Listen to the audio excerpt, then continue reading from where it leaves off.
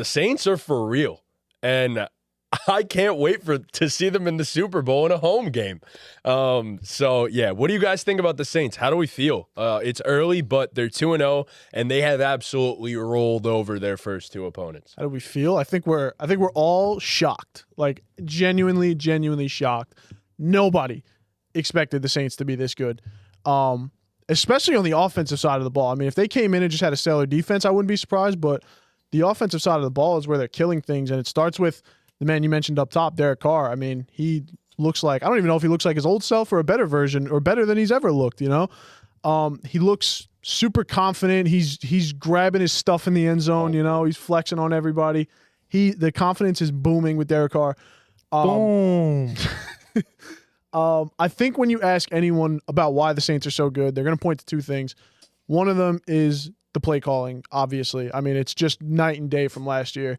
I don't know how many of you guys watched the Saints offense last year. I didn't, because it was putrid and awful, and it was checkdowns, and they couldn't run the ball. And this play calling with all the pre-snap motion, which you hear a lot of people talk about that stuff. The camera's really far. It's throwing me off. Yeah, throwing me. I think the ambiance of the shot is for us to look at each other and talk, and not even disregard the cameras. I don't like looking at you guys.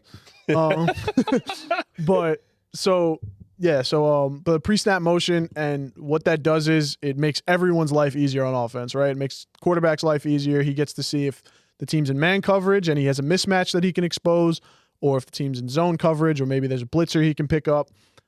You look at any of the top 5 offenses in the NFL, they're probably all top 5 in pre-snap motion, I would imagine. And that goes, listen, if ever a coordinator were to win Coach of the Year, it'd be Klint Kubiak or Kubiak? Yeah, because Kubiak, fuck right? Dennis Allen. Yeah, Dennis Allen, I still think sucks his job, but that's for Good another day. Good defensive coordinator. Right, good defensive play caller and all that. And the offensive line, man, you guys probably have the numbers, but I don't think I've seen Derek Carr get pressured once. And, you know, every quarterback's at their best when they're not under pressure, and they neutralized Micah Parsons in this last game. I mean, he didn't do anything.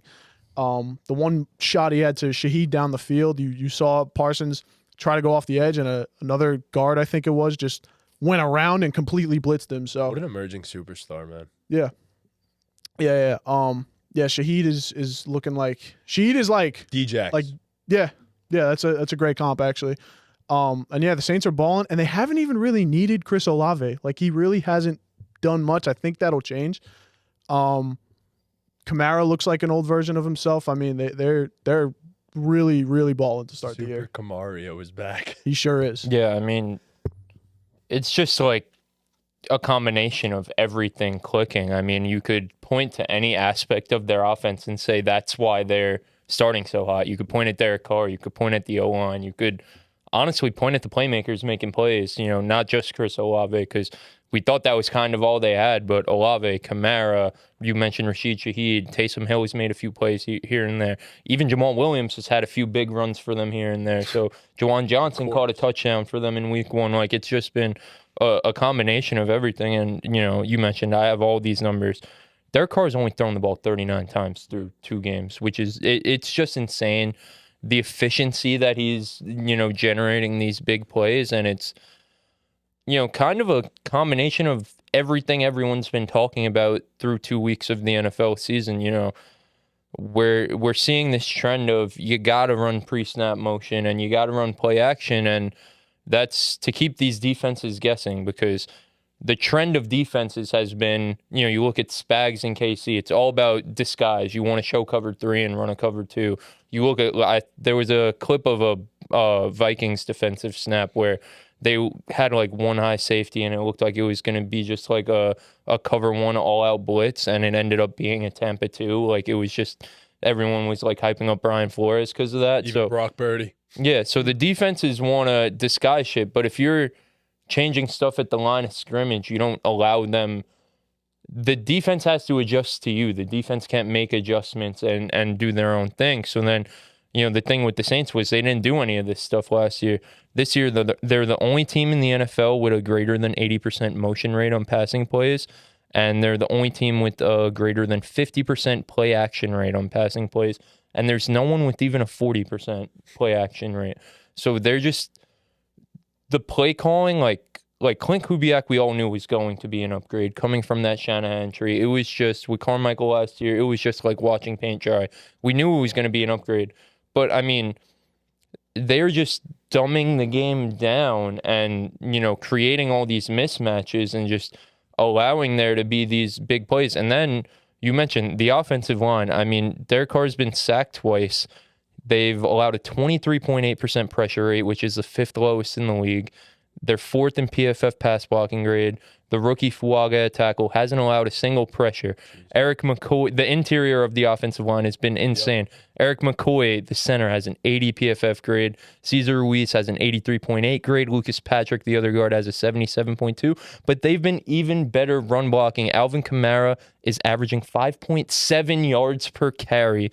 In run blocking, they rank 2nd in PFF grade. McCoy's at a 94.1 grade, and Lucas Patrick's at a 90.5, which is just insane.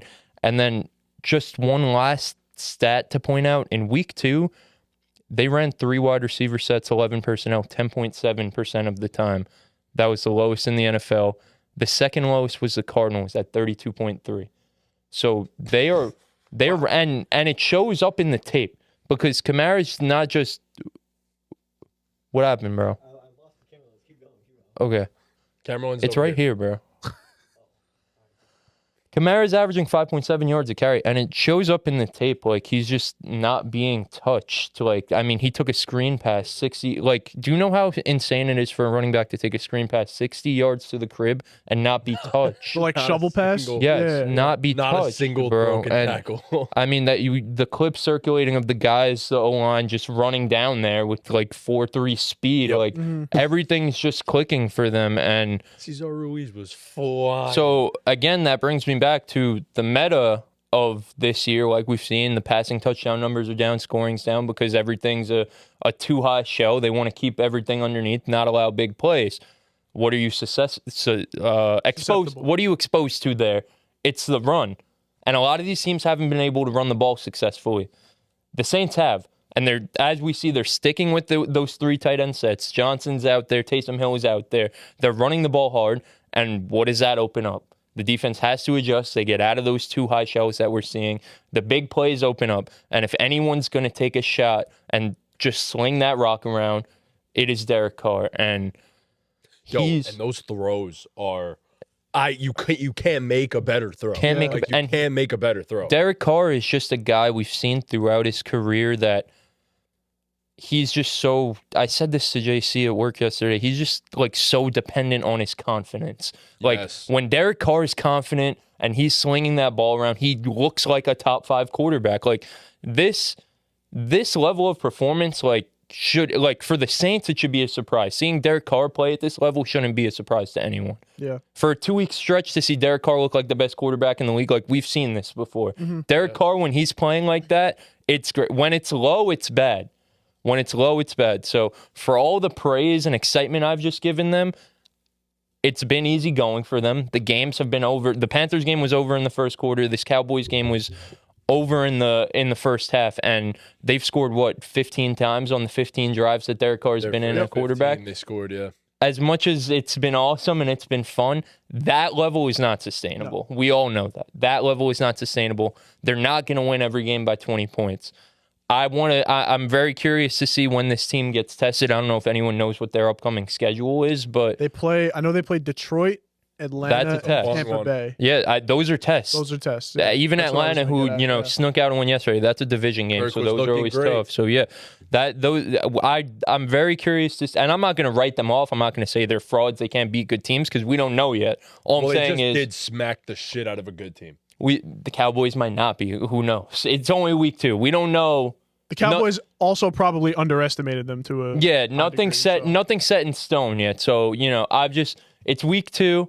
They won these games by 20 plus points. It's not always going to be that easy. So when the going gets tough, when you need a money drive, when you need Derek Carr to really step up in a clutch moment with this group of guys, how does Fuaga do when, life's on the line? How does this collection of offensive line, do they look like the best offensive line of all time when the when the stakes are high, when the pressure's on. So that's something I'm just curious to see. But it's been fun through 2 weeks. They look like the greatest show on turf. Yeah, it's scary to think. Ryan Ramczyk out for the year, obviously.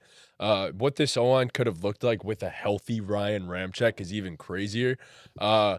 We didn't give any credit to the defense, and they deserve a lot of credit as well. This is a loaded pass rush group. This is a loaded secondary. Top to bottom, this defense is one of the best units in the league. And I do think long-term, even if the offense falters at points, you have a defense that you can lean on. We saw that at points last year. We've seen that over the last few seasons. Derek Carr, as you said, this shouldn't be a surprise. Down the stretch of last season, he was phenomenal. That's a forgotten stat. Derek Carr over his last 6 or 7 starts last year was one of the best quarterbacks in the NFL statistically. So I just think it's amazing to me that some of these offensive coordinators have one way of looking at things and will never change it. It was the same Sean Payton system that was working 15, 16 years ago. And Pete Carmichael, which, by the way, sounds like such an old man name.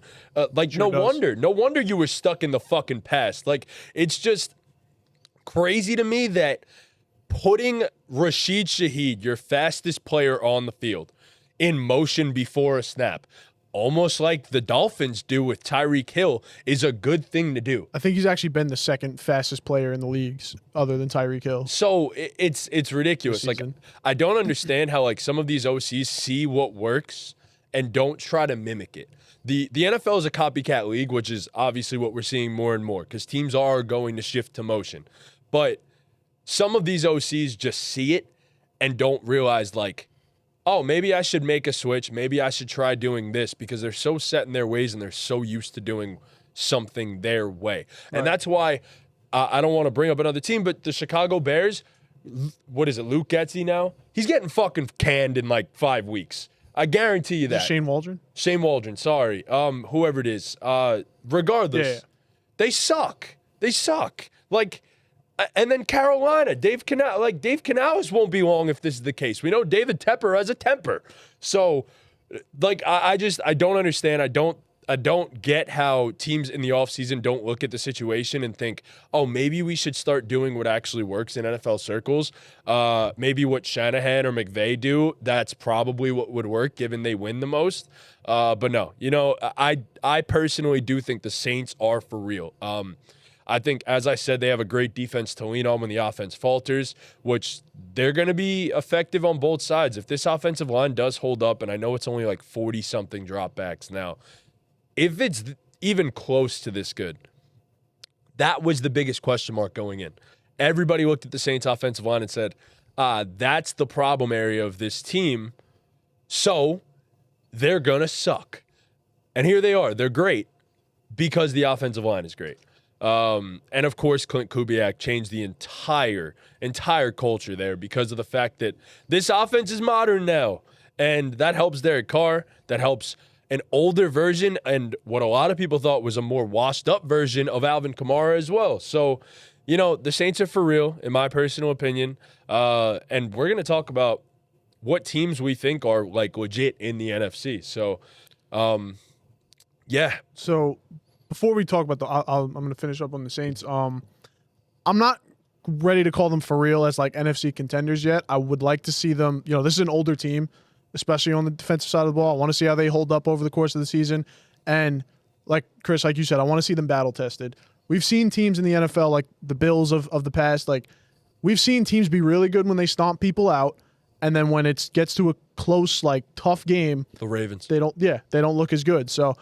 We've seen it in the NFL. I'm not quite ready to go that far yet, but if they can play if they can play anywhere close to this level, they can absolutely make it out. I mean, and given their current situation and the division they play in, I mean, it definitely opens the door for them to. I mean, we should be looking at this team as a playoff team moving forward until proven otherwise. They should be able to get in there, given how things line up for them. They're favored against the Eagles this week. Isn't that crazy? Like, imagine 2 weeks ago I told you they'd be favored against the Eagles. That's nuts. They're like minus 185 or something against the Eagles. Like something crazy, yeah. That's a trap. It's a trap Could now. be.